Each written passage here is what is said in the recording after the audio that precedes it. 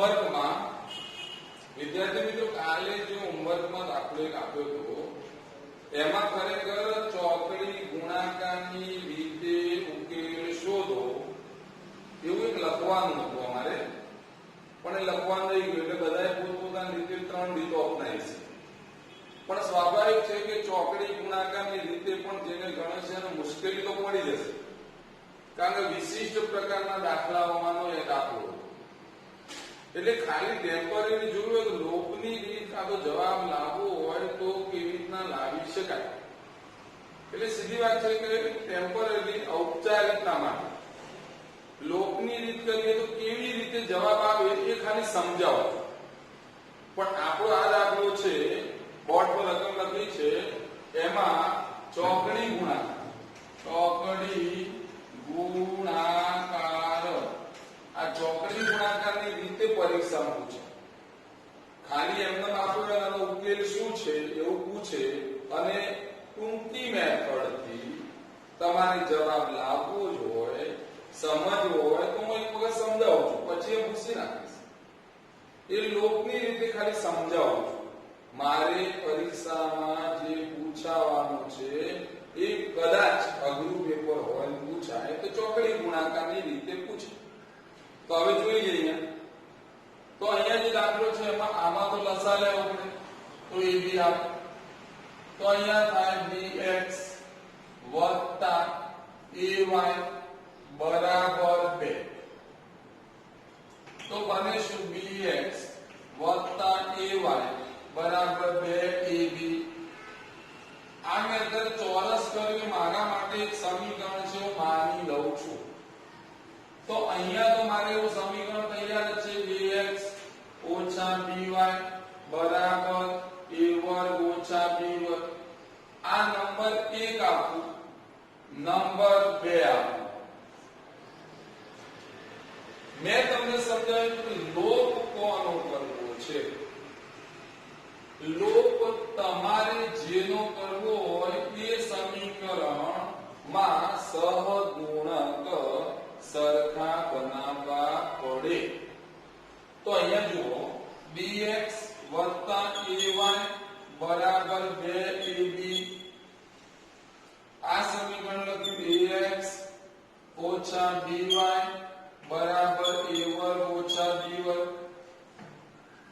સમજો હવે મારે આનો x નો લોપ કરવો હોય તો અહીંયા a હોવું જોઈએ, અહીંયા b હોવું જોઈએ, જે નથી.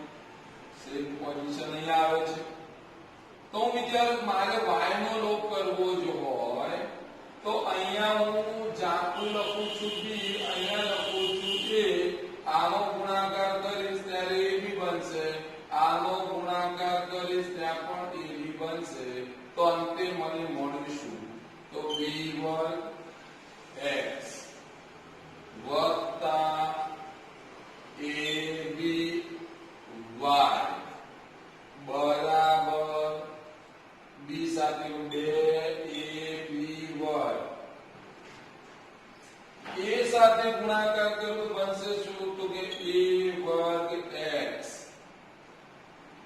a અને b નો ગુણાકાર ab y બરાબર a આની સાથે ગુણાકાર એ ઘન થાય ઓછા ab વર્ગ. અહીંયા મેં લોપ કરવાની શરૂઆત કરી તો આ બેનો આ બધાનો સરવાળો કરું તો અહીંયાથી આવે b વર્ગ x ને આ લખ્યું પર વત્તા કરીને a વર્ગ x બરાબર લખું છું, કારણ કે આ a b y ઉડી ગયા. તો હવે આ પર લખું છું 2ab વર્ગ વત્તા a ઘન ઓછા ab વર્ગ. આવું પદ બન્યું.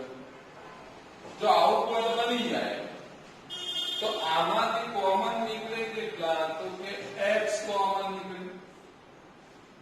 તો રહી ગયું કોણ? b વર્ગ વત્તા a વર્ગ રે. તો ક્રમમાં ગોઠવું છું તો બનશે a વર્ગ વત્તા b વર્ગ. 2ab વર્ગ ab વર્ગ. 2ab વર્ગમાંથી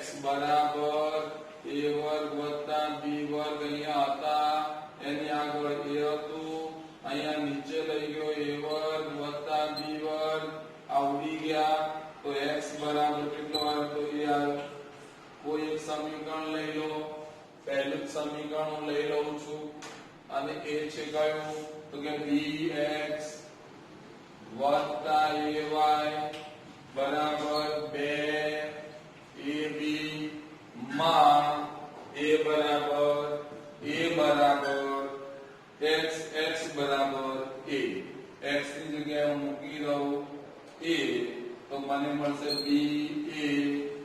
ba વત્તા ay બરાબર 2ab અહીંયા ab કહેવાય એને આ બાજુ લઈ જવું તો ay બરાબર 2ab માંથી 1ab બાદ થાય તો 1ab રહે હવે વાત આવીશું તો એને આમ લઈ જવું તો y બરાબર ab ના છેદમાં a ઉડી ગયા y બરાબર b આ ફક્ત જાણકારી માટે હતું કે ભાઈ આનો ઉકેલ શું મળે તો લોપની રીત અપનાવવા પ્રયત્ન કરીએ તો આ રીતે ગણી શકાય મેં હજી પણ જે કહું છું સાંભળજો બરાબર કે અત્યારે મેં અહીંયા લખ્યું છે ચોકડી ગુણાકાર આ ચોકડી ગુણાકારની રીત નથી ખાલી જવાબ જાણવા માટે લોપની રીત અપનાવીને x બરાબર a આવશે y બરાબર b આવશે આટલી બધી માહિતી તમને આવી હવે હું દાખલો ગણવાની શરૂઆત કરું છું એટલે તમારે તમારી નોટમાં આ દાખલો લોપની રીતે ગણવાનો નથી તમારી નોટમાં તમારે ચોકડી ગુણાકારની રીતે ગણવાનો છે એટલે અત્યારે જે માહિતી આપી એ ખાલી જાણકારી માટે હતી હવે દાખલો ગણવાની શરૂઆત કરું છું હવે જોયું તો અહીંયા જે વાત કરી એમાં રકમ મારીએ ત્યારે બોર્ડ પર છે હવે આ દાખલાની શરૂઆત કરવા માંડું તો પહેલી જ વાત 1 ના છેદમાં ax 1 ના છેદમાં by ઓછા 2 બરાબર 0 આવું લખાય ચોકડી ગુણાકારની રીતમાં એવું સમજાવ્યું હતું કે x નો સહગુણક હોવો જોઈએ y નો હોવો જોઈએ અચળ પદ હોવું જોઈએ અને બરાબર કરીને 0 બધા પદ એક બાજુ ઇક્વલ ટુ 0 પેલામાં વિચાર્યું તો આવશે ax ઓછા by ઓછા કૌંસમાં a1 ઓછા b1 કૌંસ પૂરો બરાબર 0 તો મેં આ સમીકરણો એમાં સહગુણકો થોડાક દેખાય એવા અલગ પડે આમાં તો સહગુણકો દેખાતો હતા પેલા પદને આ બાજુ લાવ્યો માઈનસ થઈ મારી વાત શું હતી તો ચોકડી ગુણાકારમાં સહ ગુણકોની ગોઠવણી આવું હતું એ ગોઠવણી કરવા માટે તમે x લખતા હતા y લખતા હતા અને અચળ પદ તરીકે લખતા તમે x વાળું પદ દબાઈ દેતા હતા બાકીનું લખતા હતા 1 ના છેદમાં b minus b minus 2 minus a1 ઓછા b1 હવે y વાળું પદ દબાવો ત્યારે તમને આ પદ મળશે માઈનસ 2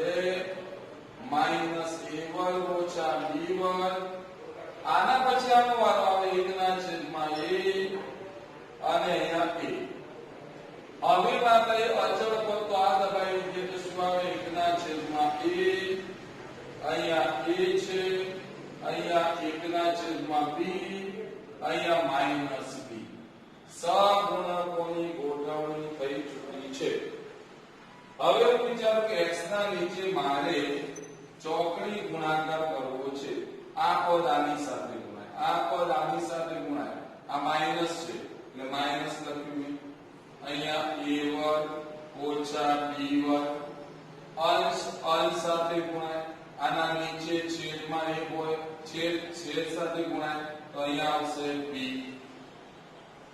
માઈનસ તો આવે છે હવે આની વાત તો માઈનસ ગુણ્યા માઈનસ પ્લસ થશે અને b ગુણ્યા 2 બરાબર 2b અથવા 2b તો આટલા સુધી થઈ ગયું તો બરાબર કરીશું y ના નીચે એવું લખવું છે સમજીને જાતે નોટમાં લખવા પ્રયત્ન કરો આ પદ આની સાથે ગુણ્યા માઈનસ 2b 2a લખાશે માઈનસ લખવું પડે આ બેનો ગુણાકાર આ પદ આને ગુણાશે એ નીચે રહેશે તો માઈનસ કૌંસમાં a વર્ગ ઓછા b વર્ગ છેદમાં a આવશે.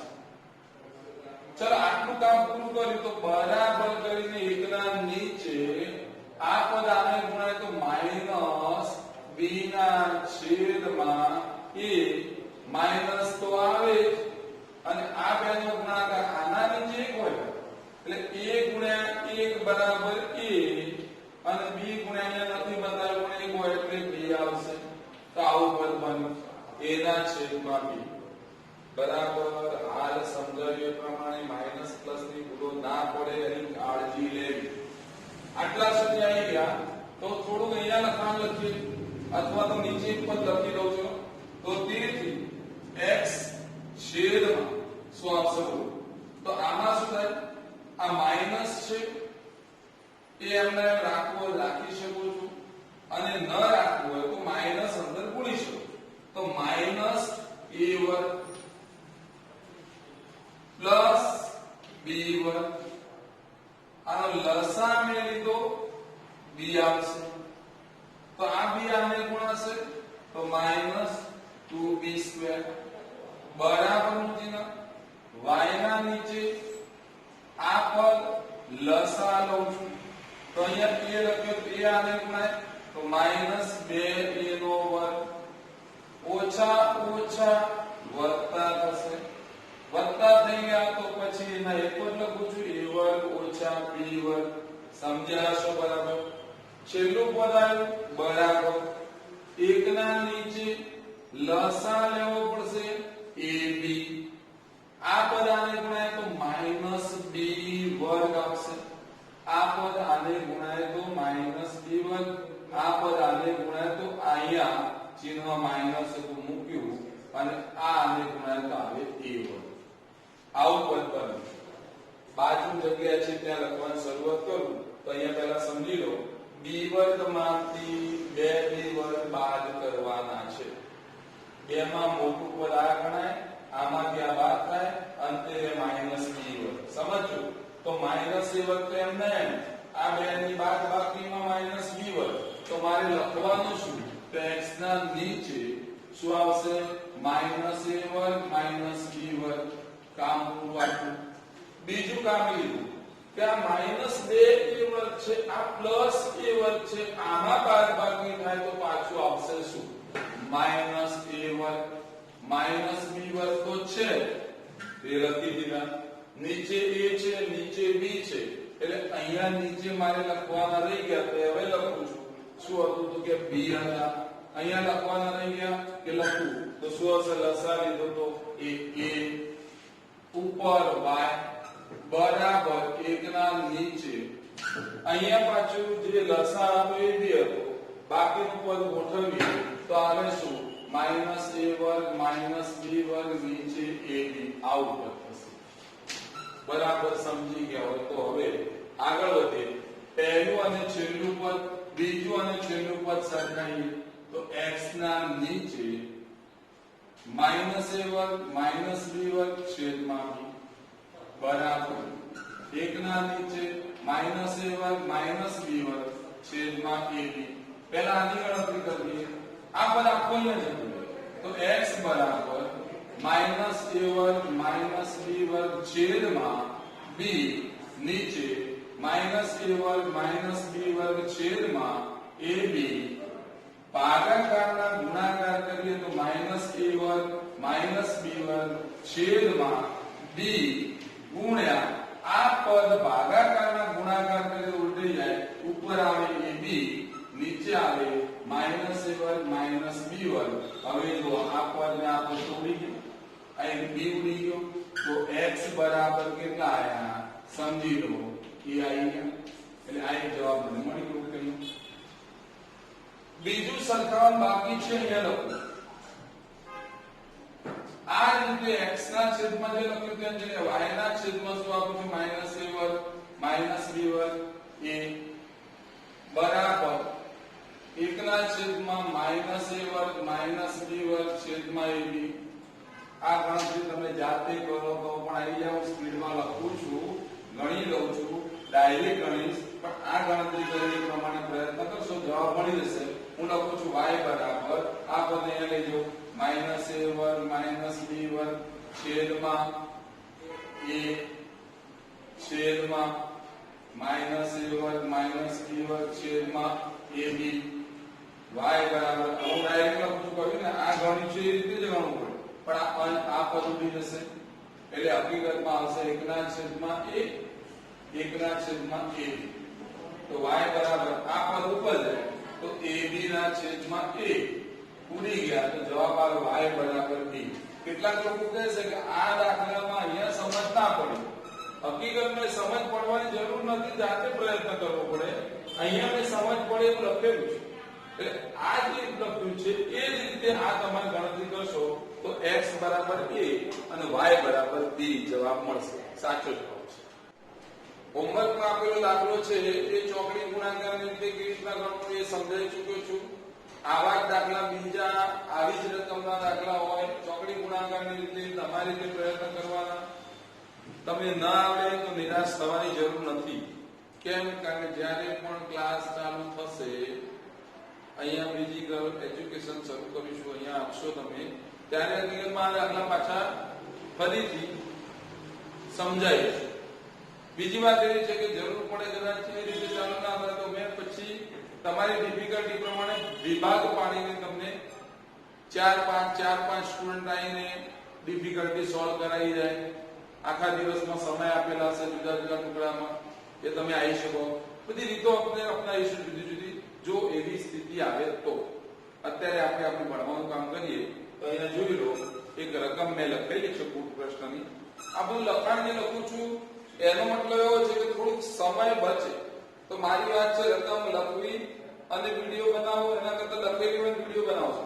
તો જોઈ લો એક લંબચોરસ છે એની લંબાઈમાં 5 એકમ પહોળાઈમાં 3 એકમ બે શબ્દો વાપર્યા એકમાં ઘટાડો કર્યો એકમાં વધારો કર્યો આગળ વધ્યો પાછું એમને તો ક્ષેત્રફળ 9 ચોરસ એકમ જેટલું ઘટે છે સ્પીડમાં બોલ્યો છું કદાચ સમજ ના પડી હોય હવે આ દાખલો ગણો એટલે ધીમી ગતિએ શરૂ કરો પહેલી ધારો કે લંબચોરસની લંબાઈ x એકમ છે એવું મેં ધાર્યું પહોળાઈ y એકમ છે એવું ધાર્યું તમે કદાચ ધારવાનું કેવી રીતે સાહેબ તો છેલ્લી લીટીમાં ખબર પડી ગઈ લંબચોરસના પરિમાણ શોધો લંબચોરસના પરિમાણ એટલે એના માપ અને લંબચોરસના માપ લંબાઈ અને પહોળાઈ એટલે લંબાઈ અને પહોળાઈ મારે શોધવાની છે તો પહેલી વાત આવી કે લંબચોરસની લંબાઈ x પહોળાઈ y તો લંબચોરસનું ક્ષેત્રફળ બને લંબાઈ ગુણ્યા પહોળાઈ એટલે કે x ગુણ્યા y મારી પાસે આ ક્ષેત્રફળ મૂળ લંબચોરસ નું ક્ષેત્રફળ હવે જે શરત મૂકે છે એ શરત બરાબર વાંચતા જઈએ અને પછી આગળ તો મેં લખ્યું પ્રથમ શરત મુજબ પ્રથમ શરત એવી છે કે લંબાઈમાં 5 એકમ ઘટાડો થાય લંબાઈ હતી x 5 એકમ ઘટાડો એટલે -5 આગળ વધ્યા પહોળાઈમાં 3 એકમ વધારો થાય પહોળાઈ આપણી હતી y 3 એકમ વધારો થાય એટલે 3 ઉમેરી એટલે વાક્ય બન્યું આ શરત મુજબ નવા લંબચોરસનું ક્ષેત્રફળ એટલે નવી લંબાઈ ગુણ્યા નવી પહોળાઈ હવે એને આગળ લખ્યું છે એ શરતને હું ધ્યાનમાં લઈ સીધું લખું છું તો મારે નવા લંબચોરસનું ક્ષેત્રફળ x - 5 y + 3 લંબાઈ અને પહોળાઈનો ગુણાકાર કર્યો ક્ષેત્રફળ મળ્યું અને મૂળ લંબચોરસનું ક્ષેત્રફળ મારી પાસે હતું xy આવું કેમ લખ્યું હવે સમજ પડશે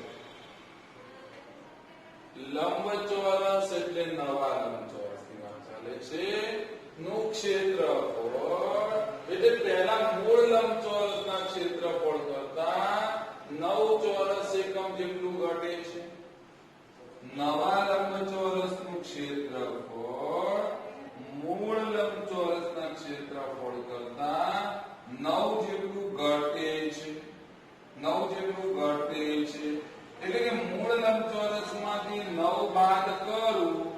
બે હરખું થઈ જાય. ફરીથી બોલું છું, નવા લંબચોરસનું ક્ષેત્રફળ આના કરતા 9 વધારે છે. એનો મતલબ કે આ જે છે 1 મિનિટ, હા 9 જેટલું ઘટે છે, એટલે આ જે છે એ 9 જેટલું ઘટાડો છે એવો શબ્દ વાપર્યો છે. તો મૂળમાંથી 9 ભાગ કરીએ એટલે સરખું થઈ જાય. બેલેન્સ કરવાની વાત છે કે જે વધારે છે એને ઘટાડો, જે ઓછું છે એમાં વધારો. કોઈ એવું કહે કે સાહેબ અહીંયા +9 કરીએ ચાલે? ચાલે, બંને રીતે બેલેન્સ થાય. મેં વાત કરી એ પ્રમાણે આગળ વધો. હજી સમજ ના પડે તો છેલ્લું વાક્ય ફરીથી બોલીએ. નવા લંબચોરસનું ક્ષેત્રફળ 9 એકમ જેટલું ઘટે છે. નવા લંબચોરસનું ક્ષેત્રફળ આના કરતા 9 જેટલું ઘટે છે, એટલે આમાં 9 ઉમેરો તો પણ ચાલે, અથવા આ મૂળમાંથી 9 બાદ કરો તો પણ સરખું થાય. હવે શું થાય કે આનો ગુણાકાર તો xy, આને ગુણાય તો +3x. ભૂલ ના થાય, ધ્યાન રાખો, -5y. આને ગુણીએ તો -5 તરી 15. આ પદને હું આમ લાવું છું -xy, આને આમ લાવું છું +9 બરાબર 0. xy જતા રહે તો બાકી રહ્યું 3x ઓછા 5y બરાબર 15 ને આ બાજુ લઉં છું તો +15, આને આમ લેજો તો -9. અંતે મને એક સમીકરણ મળ્યું 3x ઓછા 5y બરાબર 6. નંબર 1 આપો. આ સમીકરણ મને એક મળ્યું. જે સમીકરણ હાલ મળ્યું છે એવું બીજું સમીકરણ તો લખવું પડે બીજી શરત મુજબ. બીજી શરત મુજબ આ જ રીતે ગણવાનો હોય તો ડાયરેક્ટ આપણે એ સમીકરણ બનાવી શકીએ. તો શું કહ્યું છે? લંબાઈમાં 3 એકમ અને પહોળાઈમાં 2 એકમ બંને વધારવાની વાત છે. તો નવા લંબચોરસનું ક્ષેત્રફળ 3 એકમ લંબાઈમાં વધ્યા, પહોળાઈમાં 2 એકમ વધ્યા, આટલું બન્યું. મૂળ લંબચોરસનું ક્ષેત્રફળ xy હતું. શરત એવી આપી છે કે આવું 2 એકમ 3 એકમ વધારીએ તો ક્ષેત્રફળ 67 ચોરસ એકમ વધે છે. એટલે આ ક્ષેત્રફળ આના કરતા 67 વધારે છે, એટલે આમાંથી 67 બાદ કરો અથવા આમાં 67 ઉમેરો તો સરખું થાય. હવે સમજાવશો બેલેન્સ, અને જો સમજી ગયા તો પછી આનો ગુણાકાર xy વત્તા 2x વત્તા 3y વત્તા 6 ઓછા xy ઓછા 67 બરાબર 0. શું કર્યું? ખબર પડી છે. આ પદ આની સાથે ગુણ્યું, પદ આની સાથે ગુણ્યું, આની સાથે ગુણાકાર ગુણાકાર, આ પદને આ બાજુ લાવ્યો, 67 ને આ બાજુ લાવ્યો, અંતે xy જતા રહ્યો. તો બાકી રહે શું? તો 2x વત્તા 3y. 67 માંથી 6 જાય તો -61 આવે. અંતે 2x વત્તા 3y બરાબર 61. નંબર 2 સમીકરણ. હવે અહીંયા તો ઘૂસી નાખું છું, પછી આપણે આગળ ગણીએ છીએ. પણ તમને અત્યારે 2 સમીકરણ જે મેં બનાવીને આપ્યા છે એ બંને સમીકરણ પહેલા હું લખી દઉં છું. પહેલું સમીકરણ હતું 3x ઓછા 5y બરાબર 6. બીજું 2x વત્તા 3y બરાબર 1.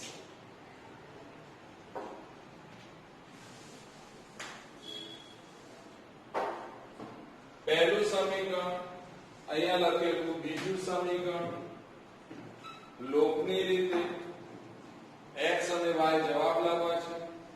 તો હવે લોપ કરવા માટે આ પહેલા મારે કોનો લોપ કરવો એ નક્કી કરવો. પહેલા જો આનો જો લોપ કરવો હોય x નો તો આને 2 વડે ગુણવા પડે અને 3 વડે ગુણવા.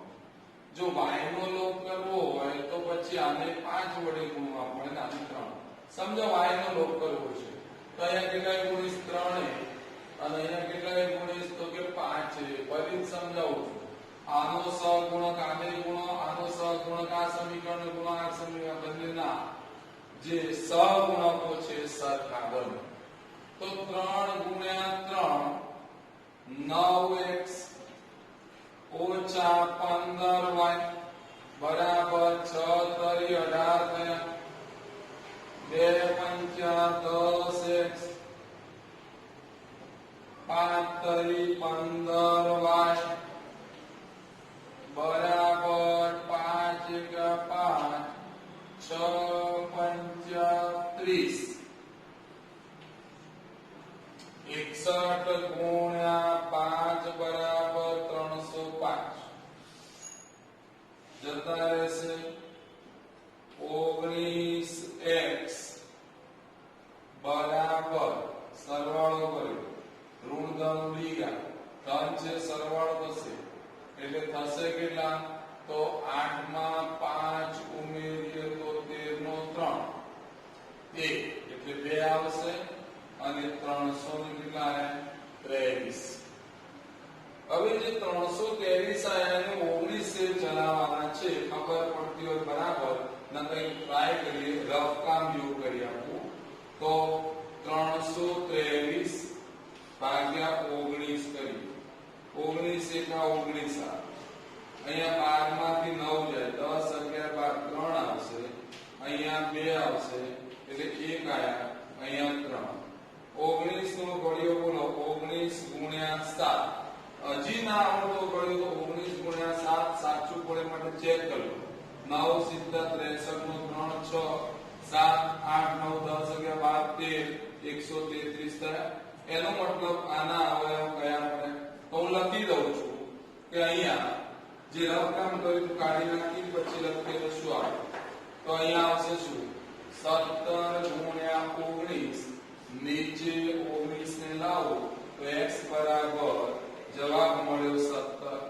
એક કામ પૂરું કોઈ એક સમીકરણ લેવાનું છે પહેલું લઈએ બીજું લેશો તો ચાલશે. પહેલું સારું રહેશે તો 3x ઓછા 5y બરાબર 6 માં x બરાબર 17 લેતા તો 3 કૌંસમાં 17 અહીંયા હું લખતો નથી તમારી નોટમાં એ લખવાનું છે કે 3x ઓછા 5y બરાબર 6 માં x બરાબર 17 મૂકતા મૂક્યા ઓછા 5y બરાબર 6 17 તરી 51 ઓછા 6 બરાબર 5y શું કર્યું ગુણાકાર કર્યો 6 ને આમ લાવ્યો 5y ને આમ લઈ ગયો 5y બરાબર આમાંથી આ બાદ કરો 51 માંથી 6 જાય તો 45 અને y બરાબર 45 છેદમાં 5 9 પંચા 45 9 ગુણ્યા 5 છેદમાં 5 ઉડી ગયા y બરાબર જવાબ આવશે 9. અંતે અહીંયા લખાણ લખવું પડે શું લખશો લંબાઈ અને પહોળાઈ પૂછી નાખું છું તો આ લંબચોરસની મૂળ લંબાઈ મને કહ્યું હતું લંબચોરસનું પરિમાણ તો લંબાઈ પહોળાઈ બરાબર હવે લંબાઈ x ધારી તો x બરાબર 17 એકમ 9 એકમ સમજો અહીંયા મીટર આપ્યા હોત તો એકમ મીટર લખવું પડે સેન્ટીમીટર આપ્યા હોત તો સેન્ટીમીટર લખવું પડે અહીંયા બધી જ જગ્યાએ જોશો તો તમને એકમ લખ્યો છે એટલે મેં આ જવાબ એકમ એવો લખ્યો બરાબર. આ દાખલો થોડો લખાણમાં લાંબો હતો આવો જ હોમવર્કમાં બીજો એક આપું છું.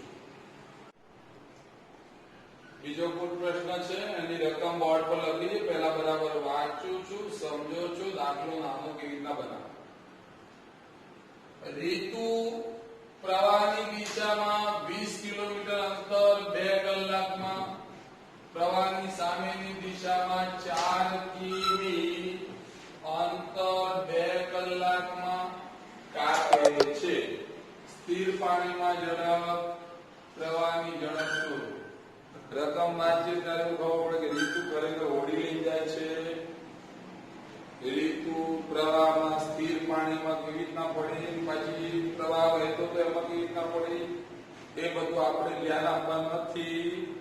હું ટૂંકમાં કહી દઉં, રીતુ એક તરવૈયો છે એવું માની લઈએ. બરાબર? તો પહેલી વાત આવી કે રીતુ તળાવનું સ્થિર પાણી હોય એમાં તરતી હોય ત્યારે એ માની લો કે 25 કિમી પ્રતિ કલાકની સ્પીડે તરી રહી છે. એટલે એની ક્ષમતા કહેવાય કે 25 કિમી પ્રતિ કલાકની ઝડપે તરી શકે છે.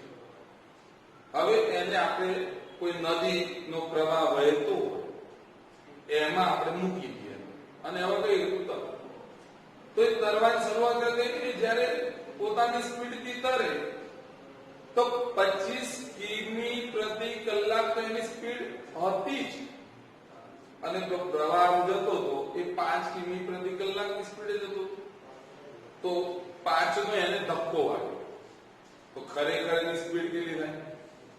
તો 25 + 5 બરાબર કેટલા? તો 30 કિમી પ્રતિ કલાક. એટલે વધે. પ્રવાહની દિશામાં જ્યારે જાય ત્યારે એની સ્પીડ હોય એના કરતા વધે. પ્રવાહની વિરુદ્ધ દિશામાં પ્રવાહ જો આમ આવતો હોય, પેલી રીતુ આમ જતી હોય તો પેલો પ્રવાહ છે ને એને અથડાય તો એટલી સ્પીડ એની ઘટે.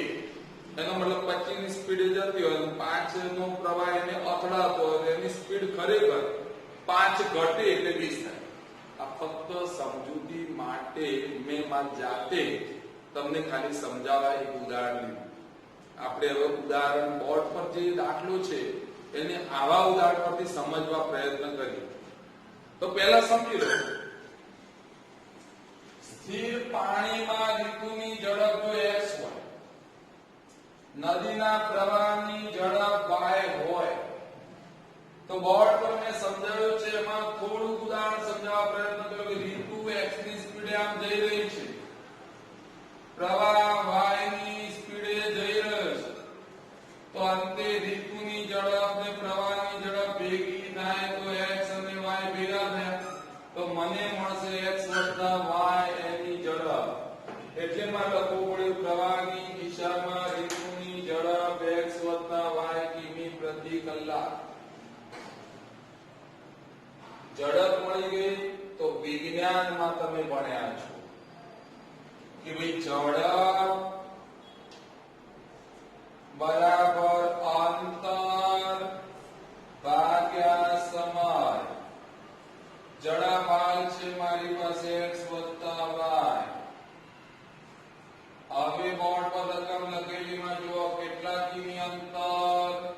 તો 20 કિલોમીટર અંતર. કેટલા કલાકમાં એટલે સમય કેટલો? 2. છેદ ઉડાડ્યા x + y બરાબર 10. સમીકરણ નંબર 1. આટલું એક સમીકરણ સહેલાઈથી મળ્યું. આ વાત એના એ છે, આ વાત જેટલી એની જગ્યાએ પ્રવાહની દિશાથી હવે હું વાક્ય વાપરીશ અને એને કહ્યું છે પ્રવાહની સામેની દિશામાં. સમજીએ, રીતુ x ની સ્પીડે જઈ રહી હતી, પ્રવાહ સામેથી આવતો તો y, x જતી હતી, y અથડાતો તો, y નો ઘટાડો થયો, x - y રીતુની ઝડપ થાય. તો હું લખી શકું પ્રવાહની સામેની દિશામાં રીતુની ઝડપ બરાબર x હતી, y અવરોધ મળ્યો એટલી બાદ થાય કિમી પ્રતિ કલાક. પાછું વિજ્ઞાનમાં ઝડપ બરાબર અંતર ભાગ્યા સમય. પાછું રકમ વાંચી કે 4 કિલોમીટર અંતર કાપવું છે, સમય લાગે છે 2 કલાક, તો ઝડપ મારી x - y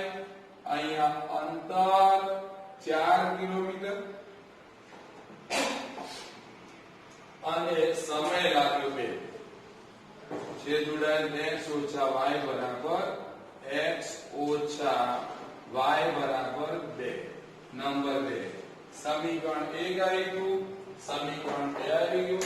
હવે આ પૂછીને તમને અહીંયા લોક કરી આપું એટલે આપણો જવાબ મળે. તમે જાતે હવે આકૃતિ ગણી શકો એવું છે. સહેલા સમીકરણ છે. x + y બરાબર 10, x ઓછા y બરાબર 2. સરવાળો કરીએ. 2x બરાબર 12, x બરાબર 12 ભાગ્યા 2, x બરાબર 6 કિમી પ્રતિ કલાક. x મળે. સ્થિર પાણીમાં ઝડપ x થાય. સ્થિર પાણીમાં ઝડપ x. x વત્તા y બરાબર 10. કિંમત મૂકીએ. 6 વત્તા y બરાબર 10. y બરાબર 10 ઓછા 6. y બરાબર બાદ બાકી 4 કિમી પ્રતિ કલાક. અહીંયા સમજી લો. પહેલું સમીકરણ હતું એમાં કિંમત મૂકી જવાબ આવ્યો. આ જવાબ જે આવ્યો છે એમાં હવે વાક્ય લખવાનું છે જે અહીંયા હું લખતો નથી, તમારે લખવાનું નોટમાં. અને એ છે સ્થિર પાણીમાં ઋતુની ઝડપ x ની જગ્યાએ લખવાનું 6 કિમી પ્રતિ કલાક. નદીના પ્રવાહની ઝડપ y એટલે 4 કિમી પ્રતિ કલાક. અને હવે સમજી લો આવો દાખલો બીજો કોઈ આવે તો ચોખવટ કરે કે ન કરે, હોડી હોય તો પણ હોડીની ઝડપ પ્રવાહની ઝડપ કરતા વધારે જ હોય. જો પ્રવાહની ઝડપ વધારે હોય તો હોડી જાય ખરી, પણ વળતી વખતે એ હોડી પાછી ના આવી શકે. પ્રવાહ એને તાણી જાય, જતી રહે, પાછી આવી શકે નહીં. એટલે કેટલાક દાખલા આનાથી પણ અઘરા આવશે.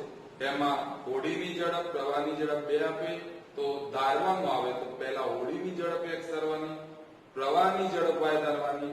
અને પ્રવાહની વિરુદ્ધ દિશાની વાત આવે ત્યારે x ઓછા y લખવું. જો y ઓછા x કેવું બદલાઈ જશે તો પાછો જવાબ નહીં આવે. આ ધ્યાનમાં લેવું. જો કે રકમમાં ચોખવટ કરે છે કે હોડીની ઝડપ પ્રવાહની ઝડપ કરતા વધુ છે.